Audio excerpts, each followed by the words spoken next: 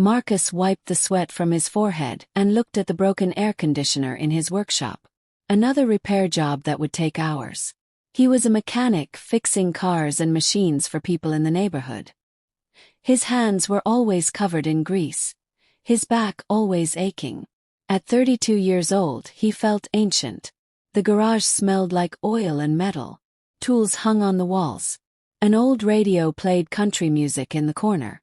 Marcus grabbed a wrench and started working on a truck engine. The repetitive motion helped him forget about his worries. His daughter Kira would be home from school soon. She was 9 years old, smart as a whip, with braids that bounced when she ran. Usually she'd burst through the door talking a mile a minute about her day. But lately something had changed. For the past 3 weeks, Kira had been different. Quiet, distant. She'd come home, mumble hello, and disappear into her bedroom. Marcus tried asking what was wrong, but she'd just shrug and say she was tired. His sister Beatrice lived with them. She'd moved in 6 months ago after losing her job in the city. Beatrice was supposed to help with Kira while Marcus worked long hours. She cooked meals, did laundry, picked up Kira from school. Marcus was grateful for the help. Raising a daughter alone wasn't easy. His wife had left them 4 years ago, just packed her bags one morning and drove away. Never came back. Never called. Marcus heard the school bus brakes squeal outside. He put down his tools and walked to the front of the garage. Through the dusty window, he saw Kira climbing down the bus steps slowly, her backpack dragging on the ground. The girl trudged toward the house next to the garage. She looked exhausted, dark circles under her eyes. Her usually bouncy walk was now a shuffle. Marcus felt worry tighten in his chest. Something was definitely wrong. He wanted to run to her, scoop her up, ask what was bothering her. But he had 3 more cars to finish before closing time. Bills didn't pay themselves. Marcus returned to the truck engine, but his mind wasn't on the work. He kept thinking about Kira. Maybe she was getting sick. Maybe kids at school were being mean to her. Maybe she missed her mom, even though that woman hadn't deserved them. An hour passed. The sun started setting, painting the sky orange and pink. Marcus finally finished the last repair, washed his hands in the garage sink, and headed to the house. It was a small place, just 2 bedrooms and a tiny kitchen. But it was home. Beatrice was in the kitchen stirring a pot of soup. She was 45, tall and thin, always wearing colorful scarves around her neck.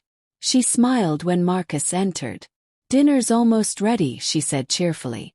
"Where's Kira?" Marcus asked, looking around. "In her room.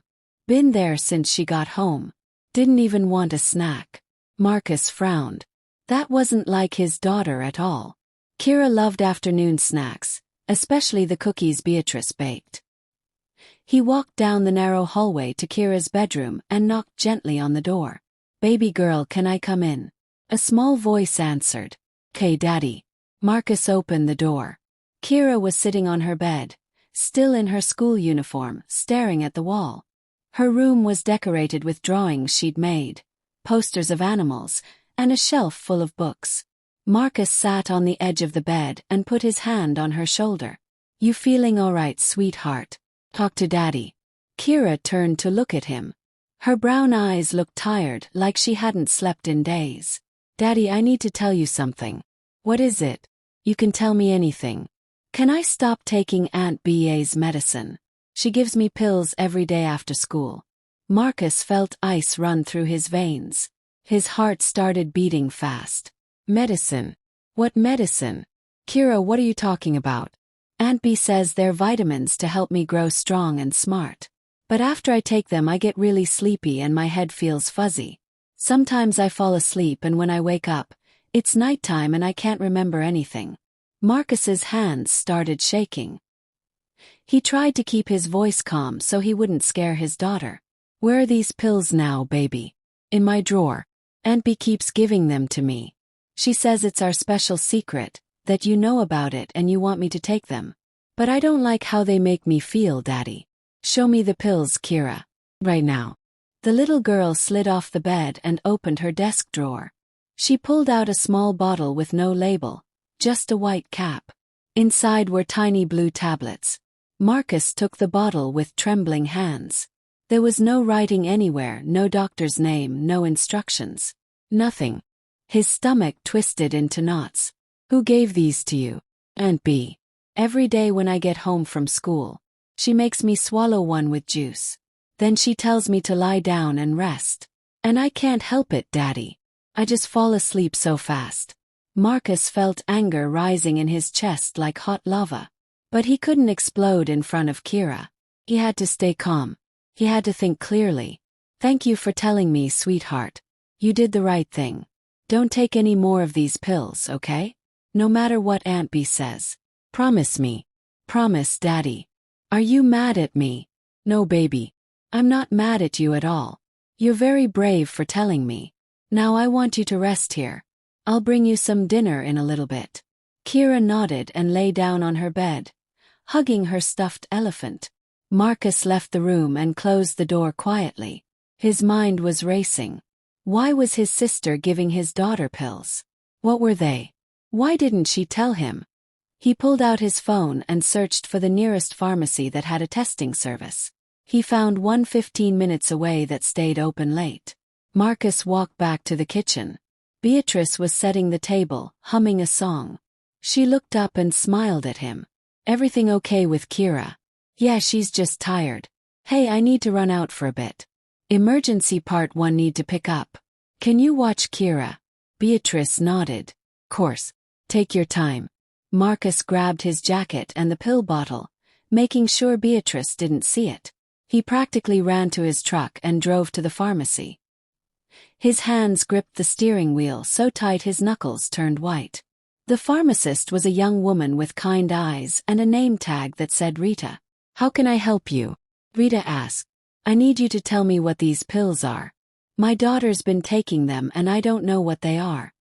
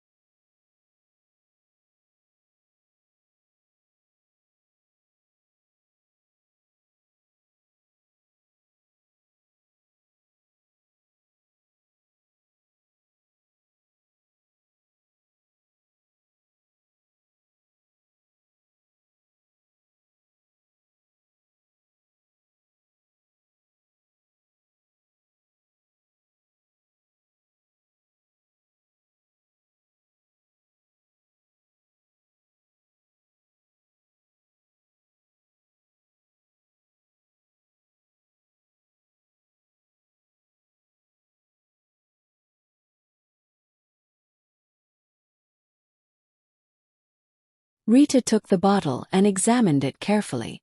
She opened the cap, poured one pill into her palm, and studied it under a light. Her expression changed from curious to concerned. Sir, these aren't vitamins. Where did you get these?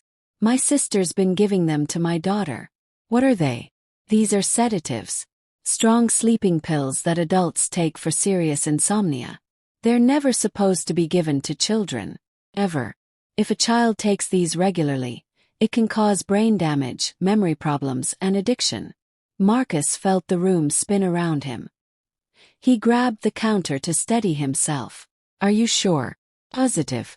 See this marking on the pill? That's a prescription sedative. I can't tell you the exact brand without testing it in a lab, but I know these pills. They're dangerous for kids. You need to take this to a doctor immediately, or better yet, to the police. Marcus took the bottle back with shaking hands. Thank you. Thank you so much. He ran back to his truck and sat there for a moment trying to breathe. His sister had been drugging his daughter. His own sister. But why? What possible reason could she have? He needed answers, but he also needed proof. He couldn't just accuse Beatrice without evidence. She'd deny everything and then she'd run. Marcus pulled out his phone and called his friend Devon, who worked as a private investigator. Devon answered on the second ring. Marcus, what's up, brother? I need your help. It's urgent. Can you come to my house tomorrow and set up a hidden camera? I need to record what's happening when I'm not there.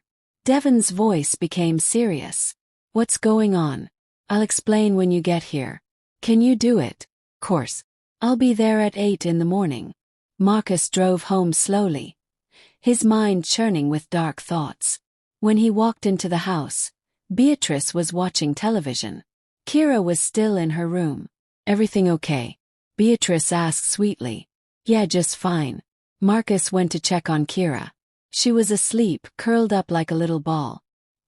He kissed her forehead and whispered, Daddy's going to fix this. Promise. That night Marcus couldn't sleep. He lay in bed staring at the ceiling, listening to every sound in the house. Every creak, every footstep. He wondered how long this had been going on. 3 weeks. Longer. What had he missed while he was working all day? In the morning, Devon arrived right at 8 o'clock. He was a big man with a shaved head and friendly smile. He carried a backpack full of equipment. Marcus led him inside while Beatrice was still sleeping. They went into the living room, and Devon pulled out a tiny camera disguised as a smoke detector. This will record everything, Devon explained in a whisper. Video and audio. It uploads directly to the cloud so you can watch it on your phone. No one will ever know it's there. They installed it on the ceiling, pointed at the couch and the hallway where Kira's room was. Perfect angle. Clear view. Devon showed Marcus how to access the footage on his phone. You'll be able to see everything in real time, Devon said. Whatever's happening, you'll have proof. Thank you, brother. Oh, you. Just take care of that little girl. He's special. Devon left before Beatrice woke up. Marcus got Kira ready for school, making her breakfast and packing her lunch. He hugged her extra tight before she got on the bus. All day at work, Marcus couldn't focus. He dropped tools, made mistakes, had to redo simple repairs. His mind was on that camera, on what it might show. At noon, he couldn't take it anymore. He pulled out his phone and opened the camera app. The living room appeared on his screen. Me. He scrolled back through the morning footage. Nothing unusual. Just Beatrice cleaning up after breakfast, watching television, doing laundry. Then, at 2:30 in the afternoon, the school bus arrived. Marcus watched his phone screen intently. Kira came through the front door, dropping her backpack on the floor. Hi, Aunt B, the little girl said quietly. Hello, sweetheart. How was school? Okay, I guess. Beatrice walked over and put her arm around Kira's shoulders. Come sit down, honey. I made you a snack. Kira sat on the couch. Beatrice went to the kitchen and returned with a glass of orange juice and a cookie. She also had something in her closed fist. Time for your vitamin, Kira. You know it helps you stay healthy. But Daddy said I don't have to take them anymore, Kira replied softly. Marcus's heart swelled with pride. His brave little girl. Beatrice's expression changed. Her smile faded. She looked annoyed. Kira, your daddy doesn't understand. These vitamins are very important. If you don't take them, you'll get sick. Now be a good girl and take your medicine. I don't want to. They make me feel funny. Beatrice's voice became firm, almost angry. Kira, take the pill right now. Don't make me tell your daddy that you're being difficult. He works so hard for you. Don't disappoint him. Marcus watched as his daughter's face crumpled with confusion and guilt. The little girl took the blue pill from Beatrice's hand and swallowed it with the juice. Good girl, Beatrice said, smiling again. Now lie down and rest. You'll feel better soon. Within minutes, Kira's eyes started drooping. She lay down on the couch and fell asleep. Beatrice stood there watching her for a moment. Then she did something that made Marcus's blood turn cold. She pulled out her phone and made a call. She walked to the other side of the room, but the camera's microphone picked up her voice clearly. Hey, it's me. Yeah, she just took it. She'll be out for at least 4 hours. You can come over now. Marcus heard a male voice on the other end, but couldn't make out the words. Beatrice laughed. No, Marcus won't be home until 7. We have plenty of time. Hurry up. She hung up and sat down, checking her appearance in a compact mirror, fixing her lipstick. 20 minutes later, there was a knock on the door. Beatrice opened it, and a man walked in. He was tall, wearing expensive clothes, probably in his 50s. They hugged and kissed like they'd known each other a long time. Marcus didn't recognize him. Who was this person? The man looked over at Kira sleeping on the couch. She's totally out, he asked, like a light. Those pills work like magic. She won't wake up for hours. They sat on the other couch, far from Kira, talking and laughing. The man pulled out a bottle of wine, and they drank together. Marcus watched in disbelief and rage. His sister was drugging his daughter so she could entertain some man in his house.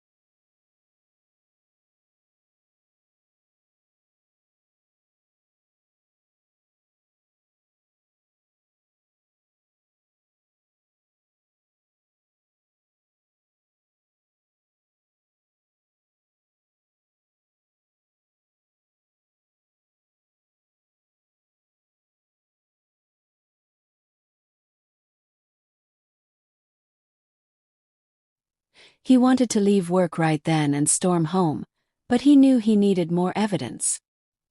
He needed to catch them red-handed so they couldn't lie their way out of it. Marcus forced himself to stay at the garage. He kept watching the footage throughout the afternoon. The man and Beatrice sat close together, drinking wine, talking. At one point the man said, "You're sure her father doesn't suspect anything?" Beatrice laughed. "Marcus, he's clueless. He works all day, comes home exhausted. He trusts me completely. I've been giving her those pills for 2 months now, and he never noticed a thing." 2 months. Marcus felt sick. This had been going on for 2 months, and he'd been too busy, too tired, too trusting to notice his daughter suffering. The man continued, "What if the kid tells him?" "She won't. I told her the pills are vitamins and that her daddy knows about them. She believes me. Kids are so easy to manipulate." They both laughed, and Marcus had to put his phone down before he threw it across the garage. He was shaking with fury, but he needed to stay calm. He needed a plan. At 6 o'clock, Marcus closed up the garage early. He drove to the police station and asked to speak to a detective. They led him to a small office where a woman sat behind a desk. Her name tag read Detective Harper. She was middle-aged with sharp eyes and short gray hair. "What can I do for you?" Detective Harper asked. Marcus told her everything. About the pills, about the pharmacist's warning, about the camera footage. He showed her the video on his phone. Detective Harper watched with a serious expression. "This is serious, Mr. Marcus. Giving sedatives to a child is a crime. And if this has been happening for 2 months, your daughter could have suffered real harm. We need to get her checked by a doctor immediately. I also need to seize those pills as evidence. Can you do that?" We'll need to interview your daughter though. With a child psychologist present, so we don't traumatize her further." Marcus nodded. "Whatever it takes. I just want my daughter safe. We'll also need to arrest your sister and question this man. Do you know who he is?" "No idea. Never seen him before." Detective Harper made some notes. "Okay, here's what we're going to do. Tomorrow we'll have officers waiting near your house. When your daughter gets home from school and your sister tries to give her the pills again, we'll move in. Caught in the act. That way there's no room for denial." Marcus agreed. He left the police station feeling a mix of relief and anger. At least now the authorities were involved. His daughter would be protected. When he got home, Beatrice was in the kitchen making dinner like nothing had happened. Kira was in her room doing homework. Marcus went to check on her. "You okay, baby girl?" he asked gently. "I'm okay, Daddy. But Aunt B made me take the pill again today. Even though you said I didn't have to. Sorry. It's okay, sweetheart. It's not your fault. Tomorrow you won't have to take any more pills. Promise. How do you know? 'Cause Daddy's taking care of it. Trust me. Kira smiled for the first time in weeks, and Marcus felt his heart break and heal at the same time. The next day felt like the longest day of Marcus's life. He went to work but couldn't focus on anything. Every minute felt like an hour. He kept checking his phone, waiting for the call from Detective Harper. 2:15, his phone rang. It's time, Detective Harper said. We're in position. Marcus left the garage and drove toward his house but parked a block away where he could see everything but wouldn't be noticed. 3 unmarked police cars were stationed nearby. Officers in plain clothes sat inside waiting. 2:30, the school bus arrived. Kira got off and walked to the house. Marcus watched her disappear inside. His heart was pounding so hard he could hear it in his ears. He opened the camera app on his phone. Inside, Kira dropped her backpack and said hello to Beatrice. The routine began again. Beatrice brought out the juice and the pill. But this time Kira hesitated.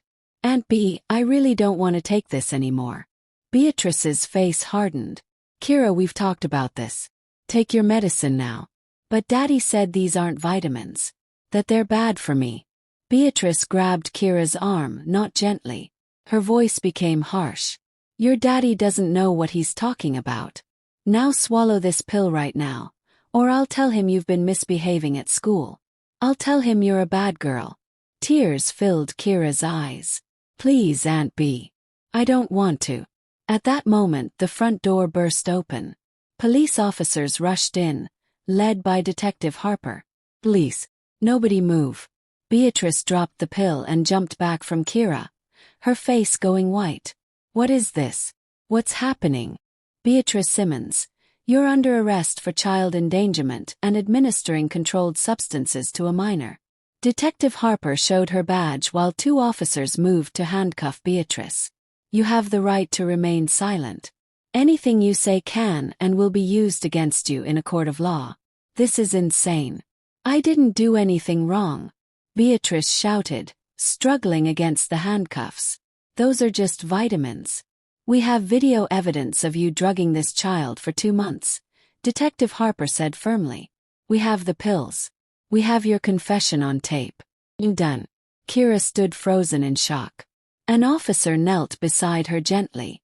You're safe now, sweetheart. No one's going to hurt you anymore.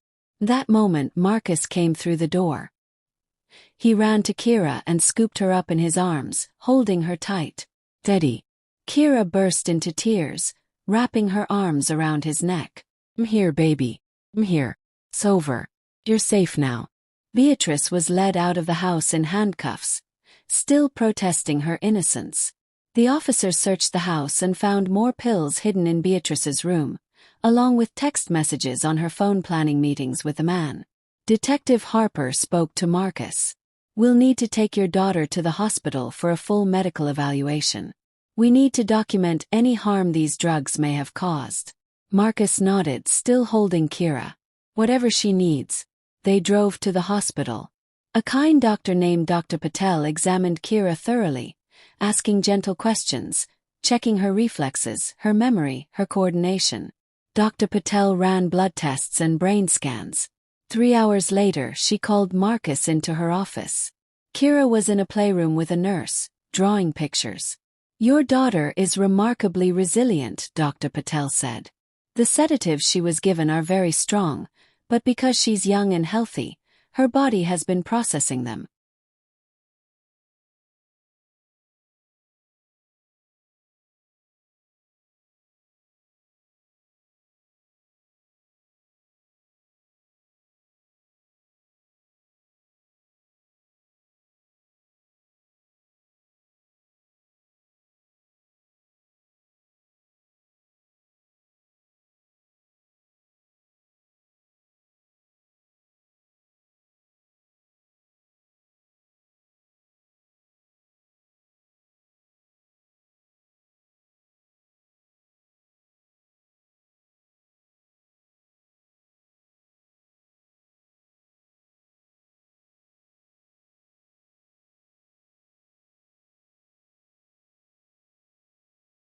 However, she does show signs of dependency.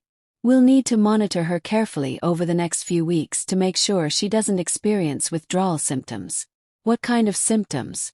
Marcus asked, his stomach knotting with worry. Headaches, anxiety, trouble sleeping. But with proper care and maybe some therapy, she should make a full recovery. The important thing is that you stopped it when you did. A few more months of this, and the damage could have been permanent. Marcus felt tears sting his eyes. Thank you, doctor. Thank you so much. Over the next week, Marcus barely left Kira's side. He took time off work to be with her. They talked about what happened. A child therapist came to the house to help Kira process her feelings. The little girl had nightmares at first, waking up crying. But slowly, with her daddy's love and support, she started to heal. Detective Harper called with updates. Beatrice had been formally charged. The pills were tested and confirmed to be prescription sedatives. The man in the video was identified as Gerald Finch, a wealthy businessman Beatrice had been seeing. He claimed he didn't know the child was being drugged, but phone records showed he knew exactly what was happening. He was charged as an accessory. Beatrice's lawyer tried to make a deal, but the prosecutor refused. The evidence was too strong. Video, pills, witness testimony, medical records. 2 months later, the trial began. Marcus had to testify about what he'd discovered. Kira didn't have to appear in court, thank goodness. The judge allowed her video testimony to be played instead. In the video, Kira explained in her small voice how Aunt Bee gave her pills every day, how they made her feel sleepy and sick, how she was scared but didn't know how to stop it. The courtroom was silent as they watched. Several jurors wiped tears from their eyes. Beatrice sat at the defense table looking angry and defiant, not showing a bit of remorse. The pharmacist Rita testified about the dangers of the pills. Dr. Patel testified about the harm Kira suffered. Detective Harper presented all the evidence. The trial lasted 3 days. The jury deliberated for 2 hours. Guilty on all counts. Beatrice was sentenced to 5 years in prison. Gerald Finch got 2 years for his part in the crime. When the judge read the sentence, Marcus felt a weight lift off his shoulders. Justice had been served. Life slowly returned to normal, or at least a new version of normal. Marcus hired a nice lady named Mrs. Chen to help with Kira after school. She was a grandmother type, warm and kind, and Kira loved her immediately. Mrs. Chen baked cookies, helped with homework, and never gave Kira anything but love and snacks. Kira's nightmares stopped after a few months. Her energy returned. She started smiling and laughing again like her old self. She made friends at school, joined the art club, brought home drawings to hang on the refrigerator. One evening, Marcus and Kira were sitting on the porch watching the sunset. Kira was drawing in her sketchbook. "Daddy," she said softly. "Yeah, baby girl. Thank you for protecting me." Marcus felt his throat get tight with emotion. He pulled her close and kissed the top of her head. "Always, sweetheart. I'll always protect you. That's my job as your daddy. You know. I'm lucky to have you. I'm the lucky one, Kira. You're the bravest, strongest girl I know." Time moved forward. Seasons changed. Summer came with its hot days and ice cream trucks. Marcus started dating again, something he hadn't done in years.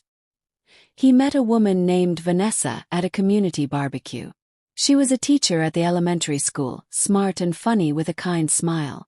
She was patient with Marcus, understanding that he came with baggage and a daughter who came first. Kira liked Vanessa. They bonded over art projects and books. Slowly, carefully, Vanessa became part of their lives. She never tried to replace Kira's mother or push too hard. She just showed up consistently with kindness. A year after the trial, Marcus got a letter from the prison. It was from Beatrice. She was asking for forgiveness, saying she'd made terrible mistakes, that she was getting therapy and wanted to make amends. Marcus read the letter twice, then put it in a drawer. He wasn't ready to respond. Maybe someday, but not yet. The wounds were still too fresh. His priority was Kira, not his sister's guilt. Kira continued to thrive. She started playing soccer, made the school honor roll, and even performed in the school play as a dancing tree. Marcus sat in the audience beaming with pride, filming every second on his phone. Vanessa sat next to him, squeezing his hand. After the play, they took Kira out for pizza. The little girl was still wearing her tree costume, leaves bouncing as she walked. "This is the best day ever," Kira announced, munching on pepperoni pizza. Marcus looked at his daughter's happy face, at Vanessa smiling beside him, and thought about how close he'd come to losing everything. How a few pills, a selfish sister, and his own exhaustion had almost destroyed his daughter. But they'd survived. They'd fought back. They'd won. 2 years after the trial, Marcus received news that Beatrice was being released early for good behavior. She'd served 3 years of her 5-year sentence. He didn't tell Kira. He didn't want to upset her. The girl rarely asked about her aunt anymore. That chapter was closed. One Saturday afternoon there was a knock on the door. Marcus opened it to find Beatrice standing on the porch. She looked different. Older, thinner, her hair cut short. Her eyes were red like she'd been crying. "Marcus," she said quietly. "Can we talk?" Marcus stepped outside and closed the door behind him. He didn't want her in his house. "Sorry. I know those words don't mean much, but I need to say them. What I did to Kira was unforgivable. I was selfish and cruel, and I hurt an innocent child. I've spent every day in prison thinking about it, regretting it. I don't expect you to forgive me. I just needed you to know that I'm sorry." Marcus crossed his arms, looking at the woman who used to be his sister. The woman he'd trusted. "You drugged my daughter so you could entertain your boyfriend. For 2 months. You could have killed her." "No. I was messed up in the head. Gerald offered me money, gifts, a chance at a different life. I convinced myself it wasn't hurting Kira, that she was just sleeping. But I know better now. I know what I did was evil. What do you want from me, Beatrice?" "Nothing. I don't want anything. I just wanted to apologize. I'm leaving town, starting over somewhere else. You won't hear from me again." She turned to walk away but stopped.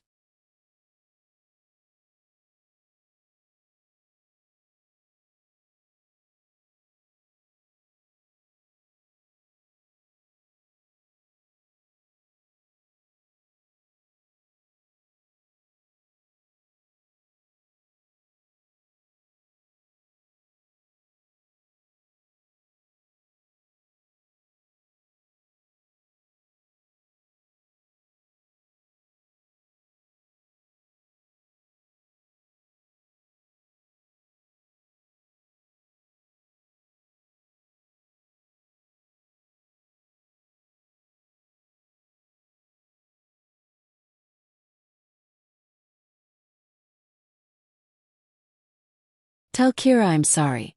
Tell her she deserved better from me." Marcus watched her walk down the street and disappear around the corner. He felt nothing. No anger, no sadness, no forgiveness. Just emptiness where his sister used to be in his heart. He went back inside. Kira was in the living room playing a board game with Vanessa. They were laughing at something silly. "Who was at the door, Daddy?" Kira asked. "Nobody important, sweetie. Just someone looking for directions." He sat down to join their game, and life went on. 3 years after the trial, Marcus and Vanessa got married in a small ceremony at a park. Kira was the flower girl, wearing a purple dress she'd picked out herself. She scattered rose petals down the aisle with a huge grin on her face. Marcus stood at the altar watching his daughter, feeling overwhelmed with gratitude. They'd made it through the darkness. They'd found light on the other side. After the wedding, they moved into a bigger house with a yard where Kira could play. Vanessa officially adopted Kira, becoming her mother in every way that mattered. The little girl finally had the stable, loving family she deserved. One night, Marcus was tucking Kira into bed. She was 12 now, growing up so fast. "Daddy, do you remember when Aunt Bee used to give me those pills?" Marcus's heart clenched. They rarely talked about it anymore. "Yeah, baby. Remember. I'm glad you figured it out. I'm glad you saved me." "Me too, sweetheart. Me too." Do you think Aunt Bee is okay now? Wherever she is. Hope so, Kira. I hope she got the help she needed. Kira was quiet for a moment, thinking. I forgive her, Daddy. I don't want to carry anger in my heart. Makes me feel heavy. Marcus felt tears in his eyes. When did his little girl become so wise? You're an amazing person, Kira. I'm so proud of you. She hugged him tight. I love you, Daddy. I love you too, baby girl. More than anything in the world. As Marcus left her room and closed the door softly, he thought about the journey they'd been on. From that terrible day when Kira asked to stop taking the pills, to this moment of peace and healing. It hadn't been easy. There had been tears, nightmares, court dates, therapy sessions. But they'd faced it all together, and that made all the difference. Downstairs, Vanessa was making tea in the kitchen. She smiled when Marcus came in and wrapped his arms around her from behind. Everything okay? She asked. Everything's perfect, Marcus replied. And he meant it. The years continued to pass. Kira grew into a talented teenager who loved art and science. She won awards for her paintings and got straight A's in school. She had good friends, played on the soccer team, and volunteered at an animal shelter on weekends. Sometimes Marcus would watch her and marvel at how strong she was. How resilient. She'd been through something terrible, something that would have broken many people. But she'd survived. She'd healed. She'd thrived. When Kira turned 16, she asked if she could volunteer at a center for abused children. She wanted to help other kids who'd been hurt, to show them that healing was possible. Marcus and Vanessa fully supported her. She started going twice a week, reading to younger kids, helping them with art projects, giving them hope. One day, a reporter contacted Marcus. She wanted to do a story about their experience, about how they'd caught Beatrice and protected Kira. Marcus almost said no. He didn't want to relive those dark days. But then he thought about other parents who might be dealing with similar situations. Other kids who might be suffering in silence. He agreed to the interview, with the understanding that Kira's identity would be protected. The story ran in the local newspaper with the headline, "Father's Quick Thinking Saves Daughter from Dangerous Drugging Scheme." It detailed Marcus's discovery of the pills, the hidden camera evidence, and Beatrice's arrest and conviction. The article praised Marcus for his vigilance and encouraged other parents to pay attention to changes in their children's behavior. After the article was published, Marcus received dozens of messages from other parents thanking him for sharing his story. Some of them had discovered similar situations in their own families. One mother wrote that she'd found her teenage son being drugged by his stepfather so the man could steal from their home without interference. Because of Marcus's story, she knew what to look for and got help before it was too late. Marcus realized that something good had come from their nightmare. Their pain had helped others. Their story had raised awareness. That brought him a sense of peace. When Kira graduated high school with honors, Marcus and Vanessa threw a big party in their backyard. Friends and family came to celebrate. Kira gave a speech thanking her parents for their love and support. "I wouldn't be here without my dad," Kira said, her voice strong and clear. "He taught me that no matter how dark things get, there's always light if you're brave enough to look for it. He showed me what real love looks like. Not the kind that hurts or controls, but the kind that protects and heals." Everyone clapped, and Marcus wiped tears from his eyes. He caught Vanessa's eye across the yard, and she smiled at him with so much love it made his heart swell. Kira went off to college to study psychology. She wanted to become a therapist to help children who'd been through trauma. Marcus helped her move into her dorm room, trying not to cry as he hung posters and made her bed. "You're going to do amazing things, baby girl," he told her as they said goodbye. "Already have Daddy. I survived. Everything else is just bonus." She hugged him tight, and Marcus realized his little girl had grown into an incredible woman. Strong, compassionate, wise beyond her years. All because she'd faced darkness and chosen light.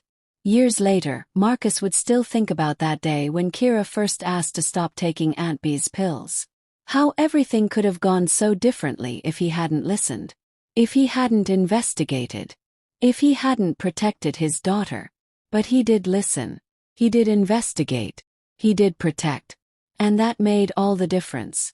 The story of what happened to Kira became something Marcus shared with other parents, warning them to stay vigilant, to trust their instincts, to never assume that family members have their children's best interests at heart just because of blood relation. Trust had to be earned. Safety had to be prioritized. Children had to be protected above all else. One day, when Kira was 25 and working as a successful child therapist, she called Marcus on the phone.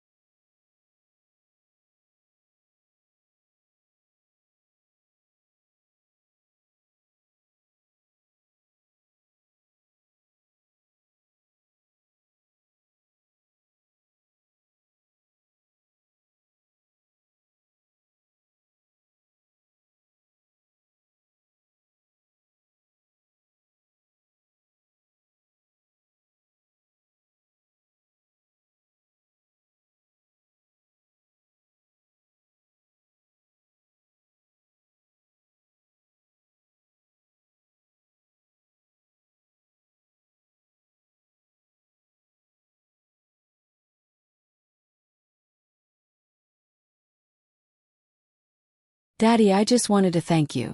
For what, sweetheart? For saving my life. For believing me when I told you about the pills. Some parents wouldn't have listened. You did. Marcus felt his throat tighten with emotion. I'll always listen to you, Kira. Always. You know. That's why I'm the luckiest daughter in the world. They talked for an hour about her work, her life, her dreams. When they hung up, Marcus sat in his favorite chair and thought about the incredible journey they'd been on together. From that scared little 9-year-old asking about pills, to this confident, successful woman helping others heal. Life had a funny way of working out. The pain they'd endured had shaped them, strengthened them, given them purpose. Marcus wouldn't wish what happened to Kira on anyone. But he also recognized that it had made them who they were. Survivors, fighters, healers. And that was something to be proud of. As the sun set outside his window, painting the sky in shades of orange and gold, Marcus smiled. He thought about how far they'd come, how much they'd overcome, how love had conquered darkness. And he knew, deep in his heart, that everything was exactly as it should be. Their story had a happy ending not because bad things didn't happen, but because when they did, they faced them with courage, truth, and unwavering love. That was the real lesson. Not that life was fair or easy, but that with the right people by your side you could survive anything. And not just survive but thrive. Marcus stood up and walked to the window, looking out at the neighborhood he'd lived in for so many years. The same streets where Kira used to ride her bike. The same park where they'd played catch. The same home where they'd built a life together. So much had changed, yet so much remained the same. The love was still there. Stronger than ever. And that was all that really mattered. The next morning, Marcus woke early and made coffee. He sat on his porch watching the sun rise, grateful for another day. Grateful for second chances. Grateful for the daughter who'd been brave enough to speak up and the instinct that had told him to listen. Life was good. Not perfect but good. And that was more than enough. Across town, Kira was starting her day too. She walked into her office where children's drawings covered the walls. Pictures of hope and healing. She thought about her own journey and smiled. Today she'd help more kids find their voices. Today she'd be the person her father had been for her. Strong. Protective. Present. She picked up her coffee and looked at the photo on her desk. A picture of her, Marcus, and Vanessa at her college graduation. All three of them beaming with joy and pride. That was her real family. The people who loved her unconditionally. Who fought for her. Who believed her. The people who showed her what family was supposed to be. Not Aunt B who'd hurt her. But Daddy who'd saved her. And Vanessa who'd loved her. That was family. And as Kira prepared for her first session of the day, she carried that truth with her, ready to share it with every child who walked through her door, ready to be the light in someone else's darkness, just as her father had been the light in hers. The cycle of healing continued, one generation saving the next, one story inspiring another, one choice making all the difference. And somewhere in the middle of it all was a father who'd listened. There was a picture of Kira at 9 years old, around the time everything happened. She looked so small, so vulnerable. Marcus remembered that scared little girl asking about the pills. He remembered the fear in her eyes, the confusion. He remembered feeling helpless and angry and determined all at once. Then he looked at recent photos. Kira at her wedding, radiant and happy. Kira holding her newborn son, tears of joy on her face. Kira receiving an award for her work in child psychology, standing proud and confident. The transformation was miraculous. From victim to survivor to healer. From scared child to powerful advocate. All because she'd been brave enough to speak and he'd been smart enough to listen. Marcus heard a car in the driveway. Kira and James were home. They came inside quietly, not wanting to wake the children. "How were they?" Kira whispered. "Perfect angels," Marcus replied. "We played, did puzzles, read stories. They're sleeping now. Thank you, Daddy. You're the best grandfather. I'm just doing what grandfathers do. Taking care of their grandbabies." Kira sat next to him on the couch. I was thinking tonight about everything that happened. About Aunt Bee and the pills and how you saved me." Marcus put his arm around her shoulders. "That was a long time ago, sweetheart. I know, but it shaped everything. My career, my passion for helping kids, my parenting style. All of it comes from that experience." "Maybe that's how healing works," Marcus said thoughtfully. "We take our pain and transform it into purpose." "Exactly. And I wanted you to know that I don't regret any of it. Not the fear, not the confusion, not even the trauma. 'Cause it made me who I am. And I like who I am." "I love who you are," Marcus said, kissing the top of her head. "You're extraordinary. I learned from the best." They sat together in comfortable silence, father and daughter, bonded by shared history and mutual love. Outside, the world continued turning. Children slept safely in their beds. Parents watched over them. And somewhere, someone was making the choice to speak up, to protect, to save. Just like Marcus had done all those years ago. Just like Kira was doing now through her work. The cycle continued. Generation after generation. Story after story. Each one important. Each one making a difference. As Marcus drove home that night, he thought about legacy. What we leave behind. How our actions ripple through time, affecting people we'll never meet, changing outcomes we'll never see. His legacy was simple but profound. He'd protected his daughter. He'd taught her that her voice mattered. He'd shown her that love means action, not just words. And she'd taken those lessons and multiplied them, helping hundreds of children find their voices, teaching countless parents to listen. That was worth more than any amount of money or fame. That was real success. The kind that mattered. When Marcus got home, Vanessa was waiting up for him with a cup of tea. "How was babysitting?" she asked, handing him the warm mug. "Wonderful. Those kids are something special." "Just like their mother," Vanessa said with a smile. "Just like their mother," Marcus agreed. They sat together at the kitchen table, talking about their day, making plans for the weekend. Simple, ordinary moments that made up a good life. A life built on love and trust and truth. Marcus thought about how different things could have been. If he'd ignored Kira's request. If he'd trusted Beatrice blindly. If he'd been too busy or too tired to investigate. His daughter might not have survived. She certainly wouldn't have thrived the way she had. But he hadn't ignored her. He'd listened. He'd acted. He'd protected. And that choice had changed everything. Not just for Kira, but for all the children she would go on to help. All the parents who learned from their story. All the families who were saved because awareness had been raised. One decision. One moment of choosing to believe his daughter over his sister. That's all it took to change the trajectory of so many lives. And Marcus was grateful every single day that he'd made the right choice. Years later, Marcus was diagnosed with a heart condition. Nothing immediately life-threatening, but a reminder that time was precious, limited. He started thinking about the messages he wanted to leave behind for his grandchildren, the wisdom he wanted to pass down. He wrote letters to each of them to be opened when they were older. Letters about love and courage and speaking truth. Letters about the importance of protecting those who can't protect themselves. Letters about his precious daughter Kira and how brave she'd been.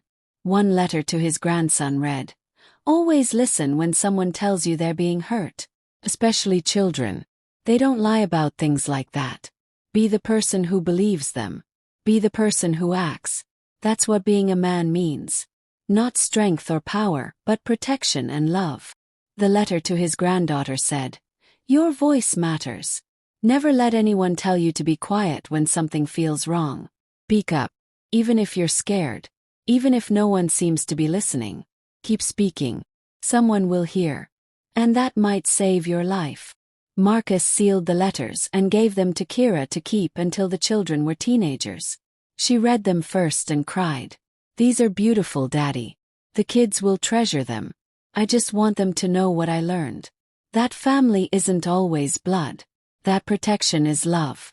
That speaking up takes courage but staying silent can kill you. Those are good lessons," Kira said. "The best ones." Marcus lived to see both his grandchildren graduate high school. He was there when his grandson was accepted to medical school. He was there when his granddaughter won a national art competition. He was there for birthdays and holidays and ordinary Sunday dinners that were extraordinary because they were together. And then, at the age of 78, Marcus passed away peacefully in his sleep with Vanessa beside him and Kira holding his hand. The funeral was attended by hundreds of people. Former clients from the garage. Parents he'd spoken to about child safety. Children Kira had helped who wanted to honor the grandfather who'd started it all. Kira gave the eulogy. She stood at the podium, tears streaming down her face, and told the story. The whole story. About being 9 years old and asking to stop taking Aunt Ba's pills. About her father's quick thinking and protective instinct. About how his decision to listen and act had saved her life. "My father taught me that love is a verb," Kira said, her voice breaking. "It's not just a feeling. It's action. It's protection. It's believing someone when they tell you they're hurting. He showed me what a real parent looks like. And because of him, I've been able to help hundreds of other children find their voices. That's his legacy. Not the cars he fixed or the machines he repaired. But the lives he protected. The awareness he raised. The love he gave." The room was silent except for the sound of people crying. After the funeral, people came up to Kira sharing their own stories. A woman whose father had ignored her cries for help, wishing she'd had a dad like Marcus. A man who'd listened to his daughter because of Marcus's talks, discovering she was being abused by a coach. A teacher who'd implemented new safety protocols because of the training Vanessa had provided. The ripples continued. Even in death, Marcus's impact spread. Time passed. Kira continued her work with renewed passion, honoring her father's memory by protecting more children. She established a foundation in Marcus's name that provided free therapy to children who'd been drugged or abused by family members. The foundation grew, opening offices in 3 states. Helping thousands of children annually. Kira's own children grew up and had families of their own. They told their children about great-grandpa Marcus who'd saved Grandma Kira when she was little. The story became family legend. A tale of courage and love passed down through generations. And always the message remained the same. Listen to children. Believe them. Protect them. Don't wait. Don't assume. Don't ignore. Every child's voice matters. Every warning sign should be investigated. Every moment of protection can change a life. Kira lived to be an old woman herself. She retired from active practice but continued teaching and writing. She published her memoir at age 65, detailing everything that happened with Aunt B and the pills. The book became a bestseller, reaching millions of readers worldwide. Parents read it and had conversations with their children about safety. Teachers used it in classrooms to teach about consent and bodily autonomy. Therapists recommended it to clients working through trauma. And everywhere people read it, they were reminded of one simple truth: your voice matters. Speak up. Someone will listen. On Kira's 70th birthday, her family threw a surprise party. Children, grandchildren, and great-grandchildren gathered to celebrate. During the party, Kira's oldest grandchild, now a child psychologist herself, made a toast. To Grandma Kira, she said, raising her glass, who taught us that healing is possible, that trauma doesn't have to define us, that speaking truth is the bravest thing we can do. And to Great-Grandpa Marcus, who we never met but whose love shaped all our lives. Everyone raised their glasses. To Grandma Kira. To Great-Grandpa Marcus. Kira smiled through tears. In her mind, she saw her father as he'd been that night when she first asked about the pills. Strong. Determined. Ready to protect her no matter what. "Thank you, Daddy," she whispered. "For everything." And somewhere, in whatever place existed beyond this world, Marcus smiled. His little girl had grown into a warrior. Healer. A voice for the voiceless. He'd done his job as a father. He'd protected her, believed her, fought for her. And she'd taken that love and multiplied it, spreading it to thousands of others who needed it. That was all he'd ever wanted. To love his daughter well.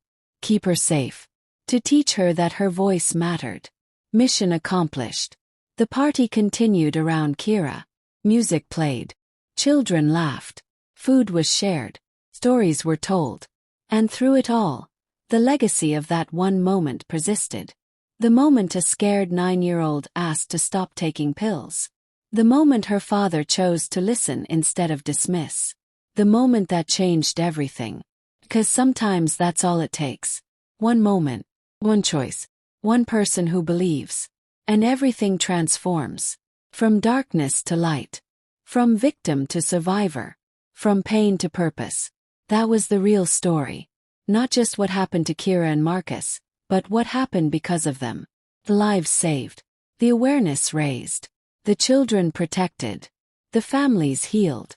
And as the sun set on Kira's 70th birthday party, as her family gathered close and sang songs and shared love, the message lived on. Listen. Believe. Protect. Simple words. Profound impact. A legacy that would continue for generations to come. All because one father loved his daughter enough to listen when she said something was wrong. All because one daughter was brave enough to speak up even though she was scared. Together they'd saved not just themselves but countless others. Together they'd proved that one voice can change the world. And that was a story worth telling. Worth remembering. Worth passing down. Forever. The next generation of parents learned from Kira's story. They watched their children more carefully. They asked questions when behavior changed. They investigated unusual medications. They believed their kids when something felt wrong. And because of that vigilance, more children were saved. More predators were caught. More families stayed safe. The foundation Kira established continued to grow, long after she passed away at age 83. Her children and grandchildren ran it, staying true to her vision. Free therapy for abused children. Education for parents. Training for teachers and medical professionals.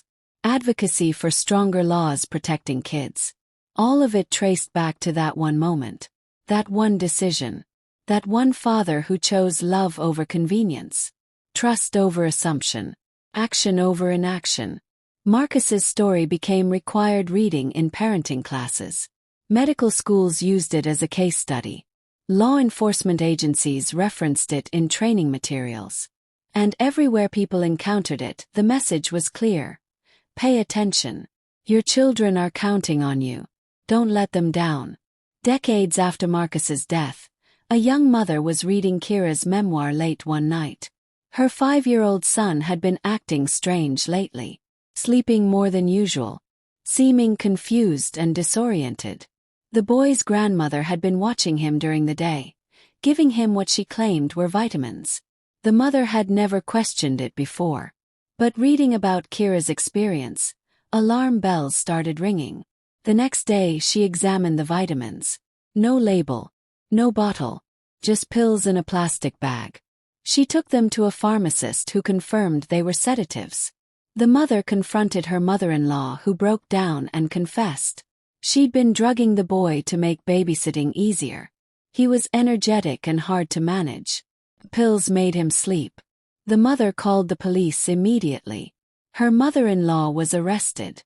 The boy was evaluated by doctors and found to have no permanent damage because it had only been happening for a few weeks. The mother sent a letter to Kira's foundation thanking them. "If I hadn't read Kira's story," she wrote, "I would never have questioned those pills. Your family saved my son. Please know that your father's legacy lives on." The foundation received hundreds of letters like that every year. Each one a testament to Marcus and Kira's impact. Each one a life saved because their story had been shared. And so the cycle continued. Generation after generation. Story after story. Each one building on the last. Each one proving that speaking up matters. That listening matters. That protection matters. The world became a little bit safer because Marcus had protected Kira. Because Kira had spoken up. Because their story had been told. And in that way they lived forever. Not in monuments or buildings, but in the lives of children who were safe because parents knew to watch for warning signs. In the voices of kids who were brave because they'd learned from Kira's example. In the actions of fathers who protected their children because they'd heard about Marcus. That was immortality. Not fame or fortune but impact, legacy, age. And as new generations were born and old ones passed away, the essential truth remained. Love means protection. Family means safety. And every child's voice deserves to be heard. These weren't just nice ideas. They were life-saving principles. Tested and proven by Marcus and Kira's experience. Written in their courage and sacrifice. Sealed with their love. The story of a father and daughter who faced darkness together and emerged victorious. Who took their pain and transformed it into purpose. Who proved that one voice, one choice, one moment of courage can change everything. That was their gift to the world. And the world was better for it. Safer. More aware. More protective of its children. All because Marcus listened to Kira. All because Kira was brave enough to speak. All because love triumphed over evil. And that, in the end, was what mattered most. Not the fame or recognition. Not the awards or accolades. But the quiet, powerful truth that their story saved lives. That their courage inspired others. That their love created ripples that spread far beyond anything they could have imagined. Marcus would have been proud. Kira was proud. And every child who was saved because parents knew the warning signs was living proof that their story mattered. That speaking up worked. That protection was possible. The foundation continued its work into the next century. New technologies emerged for tracking children's safety. New laws were passed protecting kids from being drugged without medical supervision. New training programs educated parents and professionals. All of it built on the foundation Marcus and Kira had laid. Their story became part of the cultural consciousness. Referenced in movies and books. Taught in schools. Discussed in families. A reminder that vigilance and love can overcome even the darkest threats. And somewhere in all of that, the spirit of Marcus smiled. His work was done. His daughter was safe. His legacy lived on. He'd been just a simple mechanic, working hard to provide for his family. But when it mattered most, he'd risen to the occasion. He'd protected. He'd believed. He'd acted. And that had made all the difference. That was the story. Simple but profound. Ordinary people doing extraordinary things. Love conquering evil. Truth prevailing over deception. Light shining in darkness. It happened once upon a time in a small house next to a garage, where a father listened to his daughter and changed the world. Where courage met love and created miracles. Where one decision saved not just one life but thousands. That was Marcus and Kira's story. That was their gift. And the world would never forget. Years after Kira passed away, her great-granddaughter became a filmmaker. She decided to make a documentary about the family story, interviewing relatives, examining court records, talking to people whose lives had been changed by Marcus and Kira's advocacy work. The documentary premiered at a major film festival and won awards. But more importantly, it reached millions of viewers around the world. Translated into dozens of languages. Shown in schools and community centers. Sparking conversations in living rooms and classrooms about child safety, about listening to kids, about the importance of acting when something seems wrong. The film's title was simple. Listen. Just one word. But it captured everything. The whole message. The entire legacy. Listen to your children. Listen to your instincts. Listen to the voice telling you something's wrong. Just listen. And then act. The film ended with footage of Marcus's garage, now a museum dedicated to child safety. Inside were exhibits about warning signs of child abuse, resources for parents, stories of children who'd been saved because someone listened. On the wall was a large photo of Marcus holding young Kira, both of them smiling.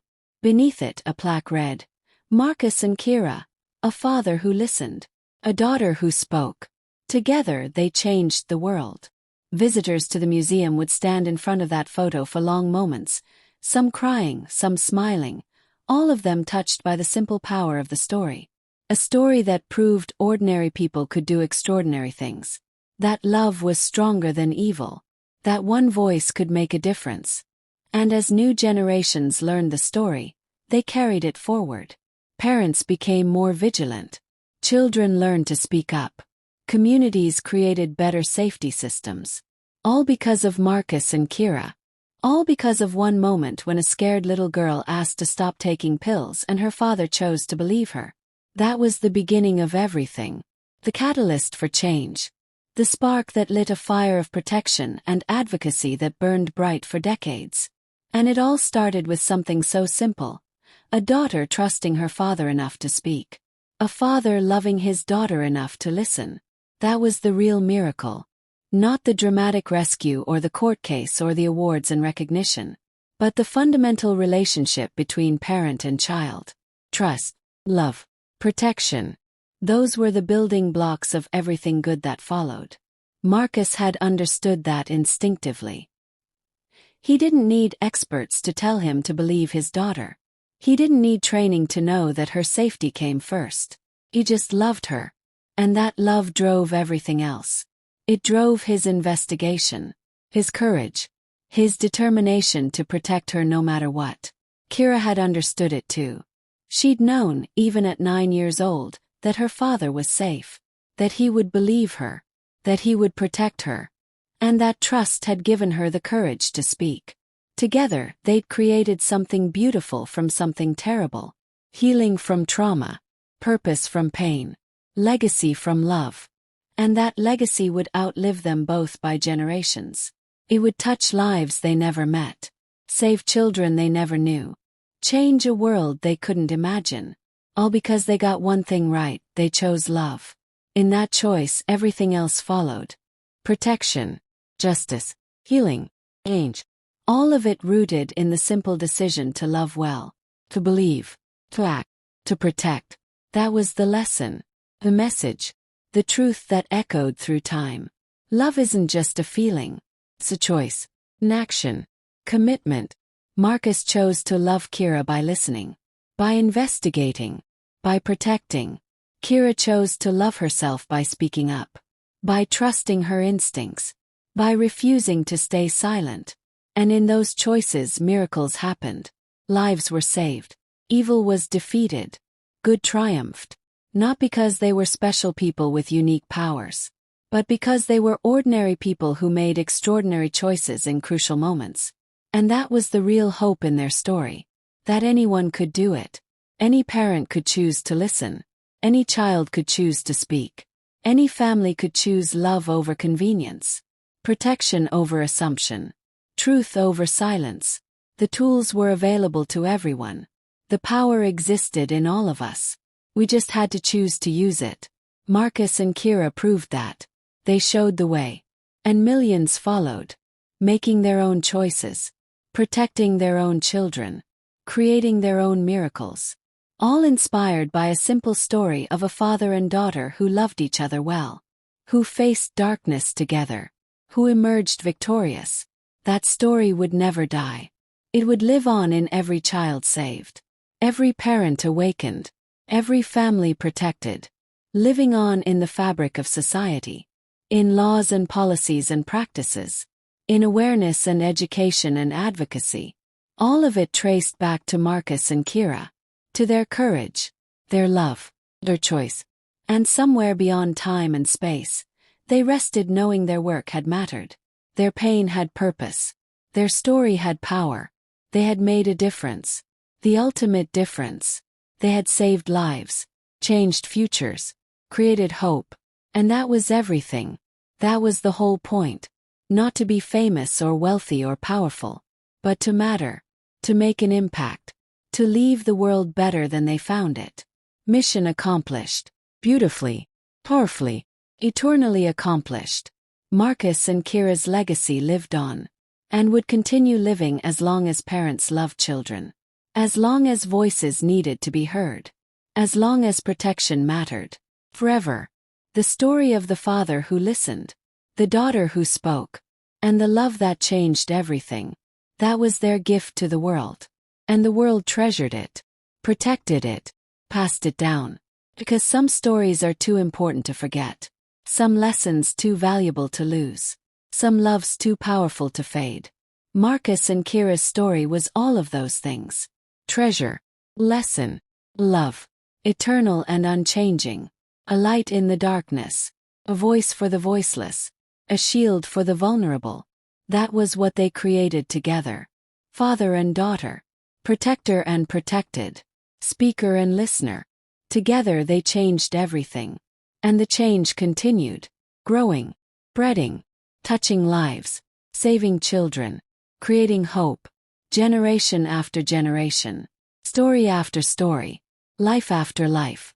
All because Marcus listened, all because Kira spoke, all because love won. And love always wins.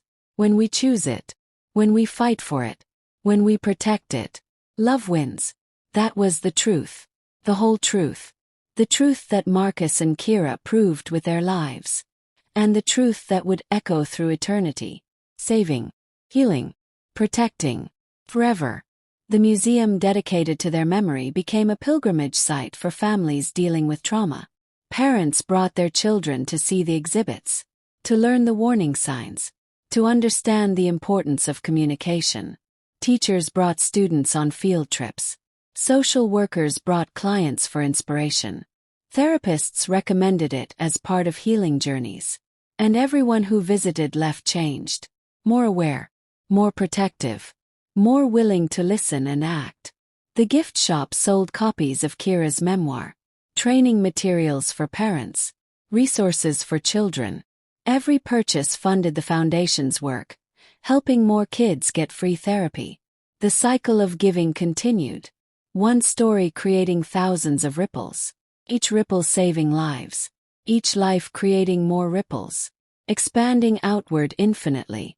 That was the power of truth shared, of courage demonstrated, of love expressed, multiplied, spread, touching everything it encountered, changing everything it touched. Marcus's old garage, now part of the museum, had been preserved exactly as it was. His tools still hung on the walls. The old radio sat silent in the corner. A mannequin dressed in his work clothes stood by the truck he'd been repairing that day Kira first spoke up. Visitors could walk through and imagine the scene. The worried father, the scared daughter, the moment that changed everything. It made the story real, tangible, not just words in a book, but actual events in an actual place, where real people made real choices that had real consequences. The reality of it hit visitors hard. This wasn't fiction. This had happened, right here, in this ordinary place, to ordinary people, which meant it could happen anywhere, to anyone, which meant everyone needed to be vigilant, aware, ready to protect, That realization sent thousands of visitors home determined to pay better attention to their own children, to ask more questions, to investigate concerns, to never assume family members had good intentions just because of blood relation. The museum achieved its purpose: education, awareness, prevention.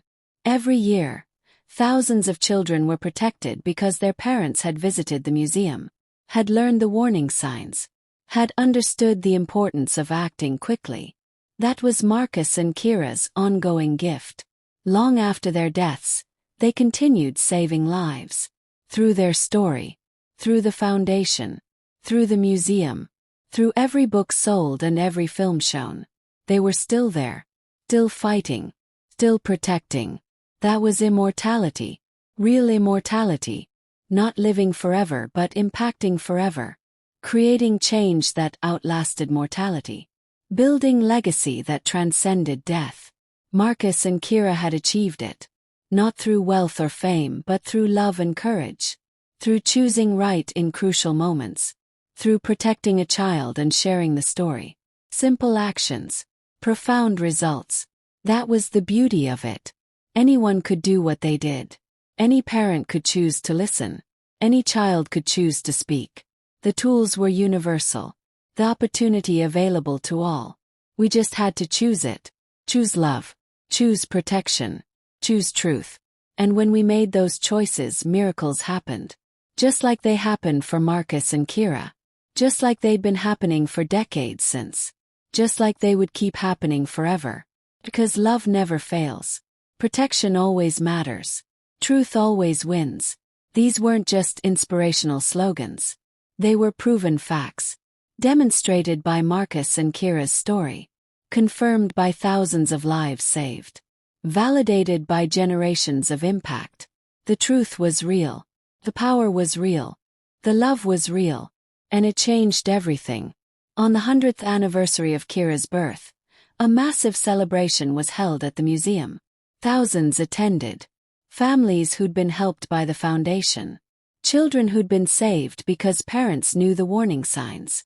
Therapists who'd trained in Kira's methods. All gathering to honor the woman who'd turned her trauma into triumph. Who'd transformed her pain into purpose. Who'd proved that healing was possible. The keynote speaker was Kira's great-great-granddaughter, herself a child advocate working internationally. She stood at the podium with tears in her eyes. "I never met Kira," she began. "But I carry her legacy in my DNA. In my career. In my passion for protecting children. She taught me through her story that our voices matter. That speaking truth takes courage but saves lives. That one person can make a difference. I work in 12 countries now, training parents and teachers and medical professionals. Helping create systems that protect children. And everywhere I go, I tell Kira's story. The little girl who was brave enough to speak up. The father who was wise enough to listen. Together they started a revolution. A revolution of protection. Of awareness. Of love. And that revolution continues today. The audience applauded, many crying. Because they understood. They'd lived the impact. They were the proof. Their children were safe because of Marcus and Kira. Their families were whole because someone had cared enough to share the story. That was the real celebration. Not Kira's birthday, but the countless birthdays of children who'd lived because protection systems existed. Because parents were educated. Because society had changed. All thanks to Marcus and Kira. All thanks to their courage. Their love. Their choice. The celebration lasted all day. Exhibits, speakers, workshops, resources, all of it free. All of it designed to continue educating and protecting. By day's end, thousands of parents had new knowledge, new tools, new commitment to protecting their children. And somewhere, in whatever realm existed beyond life, Marcus and Kira smiled. Their work continued. Their legacy lived. Their love still changed lives. That was all they'd ever wanted. To protect, to heal, to make a difference. Mission eternally accomplished. The museum established a scholarship fund in their names. Every year, 10 students pursuing careers in child protection received full funding for their education. Social work, ecology, medicine, law, whatever field they chose. As long as their goal was protecting children. The scholarship recipients became ambassadors for the foundation, going into communities, teaching parents, training professionals, creating more ripples, more change, more protection. The cycle expanded infinitely, each generation training the next, each life saved inspiring others, each story creating more stories, all rooted in that original moment, that first choice, that foundational love between father and daughter. Everything traced back to Marcus and Kira, everything built on their courage, their example, their truth, and the world was infinitely better for it, safer, more aware, more protective, more loving.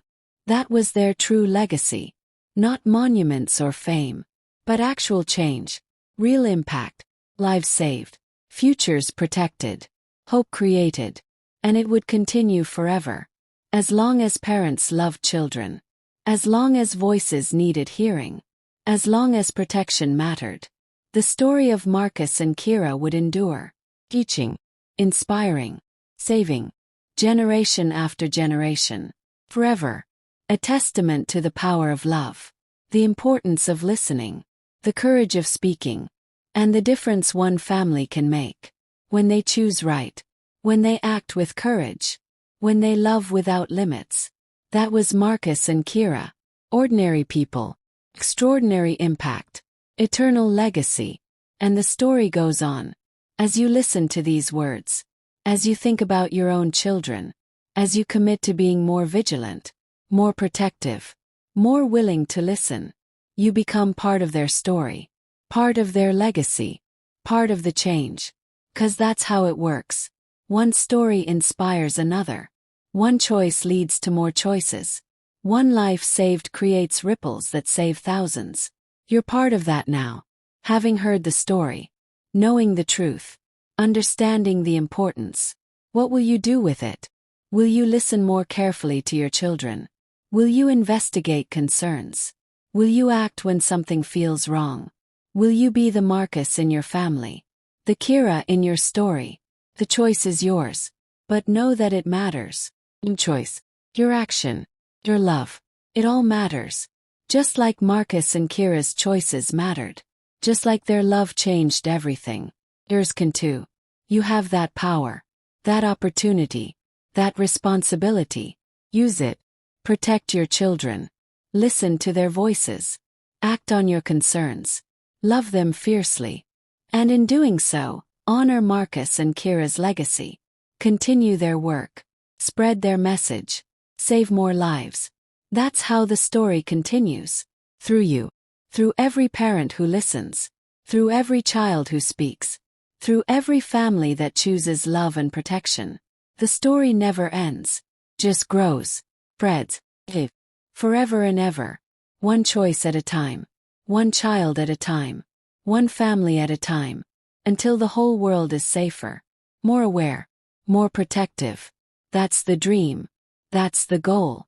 That's what Marcus and Kira started. And what we all continue. Together. United by love. Committed to protection. Dedicated to saving lives. That's the real story. Not just what happened to one family. But what happens when we all choose love. All choose protection. All choose to listen and act. That's when miracles happen. That's when the world changes. That's when children are truly safe. And that's worth fighting for. Worth working for. Worth dedicating our lives to. Just like Marcus did. Just like Kira did. Just like millions have done since. Just like you can do now. The story continues. Will you be part of it? Will you carry the torch? Will you protect the children in your life? The choice is yours. But remember Marcus and Kira. Remember their courage. Remember their love. Remember what's possible when ordinary people make extraordinary choices. Remember and act. Listen and protect. Love and save. That's how their story lives on. Through you. Through all of us. Forever. The museum closed for the night. Lights dimmed. doors locked. But the story remained, alive in the walls, present in the exhibits, eternal in its message. And tomorrow more visitors would come, more families would learn, more children would be protected. Because Marcus listened, 'cause Kira spoke, 'cause love won, and love always wins. When we choose it, when we fight for it, when we live it. That's the truth, the whole truth, the truth that sets us free, and saves our children, now and forever. Amen. The years continued rolling forward. Technology advanced, society evolved, but the core truth remained unchanged. Children need protection, parents need awareness, voices need to be heard. The foundation adapted to new challenges: cyberbullying, online predators, new forms of abuse. But the fundamental approach stayed the same. Listen, believe, protect. Marcus and Kira's method. Simple, aimless, effective. New generations of parents faced new problems, but the old wisdom still applied. Pay attention. Trust your instincts. Investigate concerns. Don't assume. These weren't outdated ideas. They were eternal principles. Proven by Marcus and Kira. Validated by countless saved lives. Essential for every generation. The foundation launched new programs. Online safety workshops. Digital literacy for parents. Resources for recognizing online grooming. All rooted in Marcus and Kira's original message. Protect children. Listen to their voices. When something's wrong, the medium changed, the message remained, and children continued being saved, protected, heard. Because two people had been brave decades ago. Because their story had been shared. Because their love had created lasting change. That was the power of legacy. Real legacy. Not wealth passed down. Not property inherited. But wisdom shared. Truth taught. Lives changed. That was what Marcus and Kira left behind. And it was worth more than gold. More valuable than any material inheritance. Because it saved lives. Changed futures. Created hope. And it would continue doing so. Forever. As long as the story was told. As long as the message was shared. As long as people chose to listen and learn. The impact would continue. Growing. Spreading. Saving. That was guaranteed. Because truth doesn't expire. Love doesn't fade. Wisdom doesn't diminish. They only grow stronger with time. More powerful with sharing. More impactful with each generation. That was Marcus and Kira's gift. Eternal and growing. Never diminishing. Always expanding. Touching more lives every year. Saving more children every generation. Creating more hope with each telling. That was immortality. True immortality. Living forever in impact. In change. In love. Marcus and Kira achieved it. Without even trying. Just by being brave. Just by choosing love. Just by protecting a child. Simple actions. Eternal consequences. That was the beauty. The wonder. The miracle. Ordinary people doing extraordinary things. Creating lasting change. Touching infinite lives.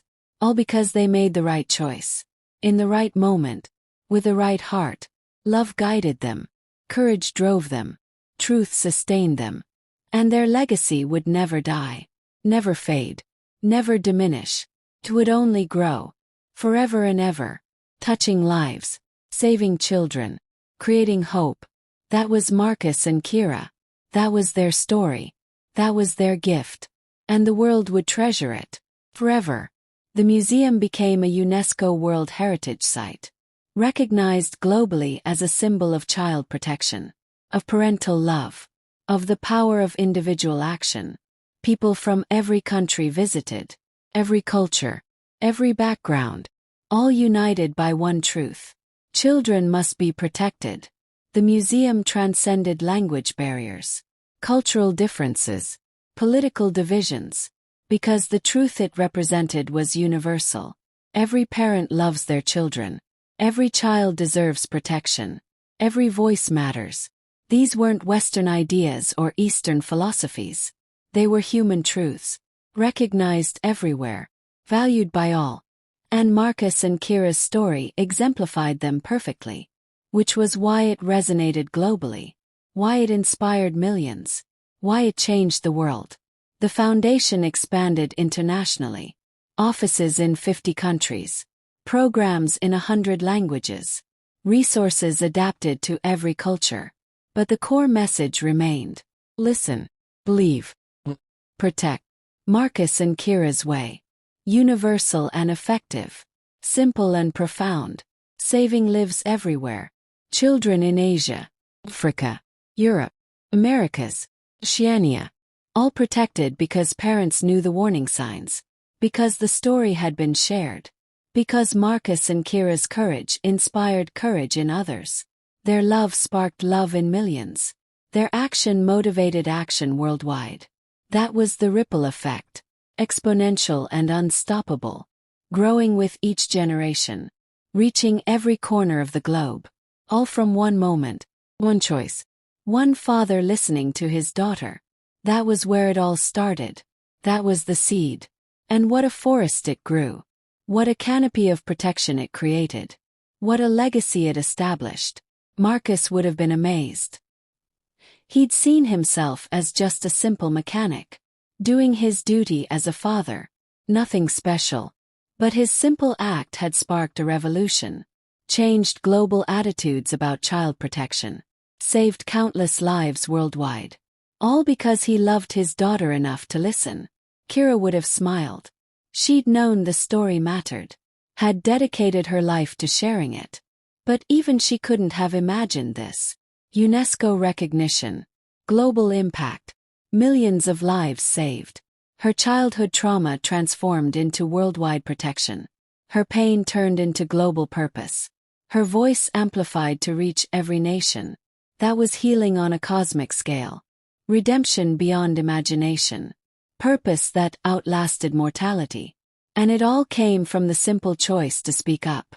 To trust her father. To refuse silence. Two people. Two choices. Infinite impact. That was Marcus and Kira's story. And it would never end.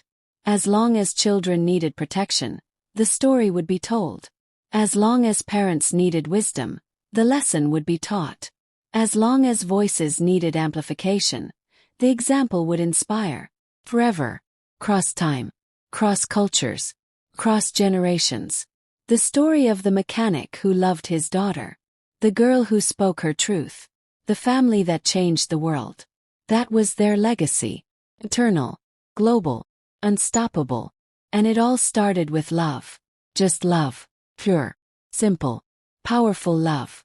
A father's love for his daughter. A daughter's trust in her father. Love that protected. Love that healed. Love that changed everything. That was the secret. The whole secret. The only secret. Love. And when we love our children enough to listen, enough to protect, enough to act, we become part of Marcus and Kira's story. Part of their legacy. Part of the change. We become the next chapter. The continuing narrative. The living proof. That love wins. That protection works. That speaking up saves lives. We are all Marcus. We are all Kira. We all have the power to change the world. One child at a time. One choice at a time. One act of love at a time. That's how revolutions happen. That's how the world changes. That's how children are saved. Through millions of small choices. Millions of acts of love. Millions of moments of courage. All adding up. All creating change. All saving lives. That's Marcus and Kira's gift to us. The knowledge. The inspiration. The proof. That we can make a difference. That our choices matter. That love changes everything. So what will you do? Now that you know the story. Now that you understand the power. Now that you see the truth. Will you listen more carefully? Will you act more quickly? Will you love more fiercely? Will you be the change? The protection? The voice? The choice is yours. Just like it was Marcus's choice. Just like it was Kira's choice. You have the power. The opportunity. The responsibility. Use it. Wisely. courageously, lovingly, and in doing so become part of the story, part of the legacy, part of the change that lasts forever, that saves lives, that makes a difference. That's the invitation, the challenge, the hope. From Marcus and Kira to you. Will you accept it? Will you join the revolution? Will you protect the children in your life? The answer will define you, shape your legacy, change your world. Choose wisely, choose love, choose protection, and watch miracles happen. Just like they happened for Marcus and Kira. Just like they've happened for millions since. Just like they'll happen for you. When you choose right. With courage. Love without limits.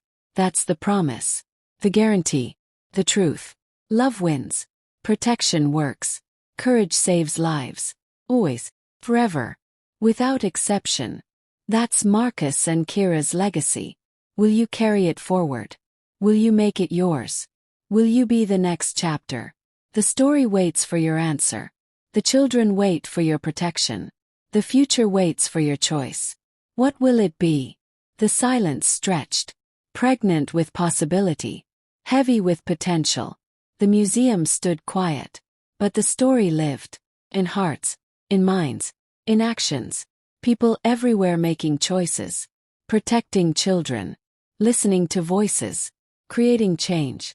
Marcus and Kira's legacy alive and active, growing stronger every day, reaching further every year, saving more lives every generation.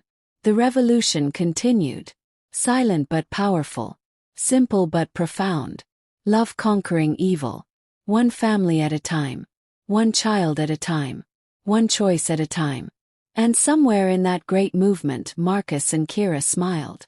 Their work complete, their story told, their love eternal, mission accomplished, beautifully, powerfully, eternally. And the story goes on, through you, through me, through all of us, protecting, loving, saving, forever. Did you like the story? And which city are you listening from? Let's meet in the comments. If you enjoyed the story, you can support me by sending a super thanks so I can keep bringing more stories like this. Thank you so much for your sweet support. I'm looking forward to your comments on the story. On the screen you can see 2 new life stories that I highly recommend. There's so much more on my channel. Don't forget to subscribe. See you in the next life story. With love and respect.